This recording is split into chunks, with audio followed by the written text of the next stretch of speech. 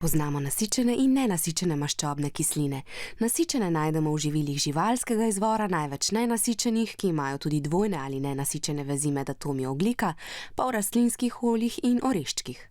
Ker se nenasičene maščobne kisline hitro kvarijo, so znanstveniki odkrili način, da podaljšajo njihov rok uporabe. To so naredili s postopkom delne hidrogenacije maščobnih kislin, pri katerem nastaja veliko transmaščobnih kislin.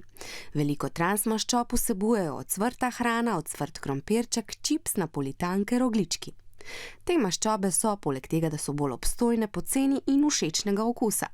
A so nepotrebne, celo zelo škodljive. Zaradi strukturnih lastnosti se transmaščobe namreč veliko lažje vežejo na stene žil.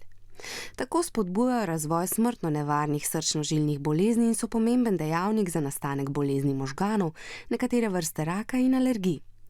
Slovenija je zdaj uvedla predpis, ki omejuje vsebnost transmaščob na največ 2 grama na 100 gramov skupne vsebnosti maščob v živilu ter določa enoletno prehodno obdobje za prilagoditev izdelkov.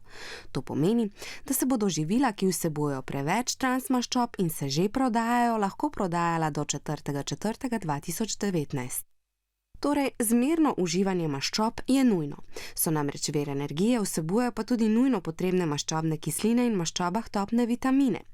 A uživanju transmaščob, ki so poceni in obstojnejša vrsta nenasičenih maščobnih kislin, se je najbolje ogniti, saj škodijo zdravju.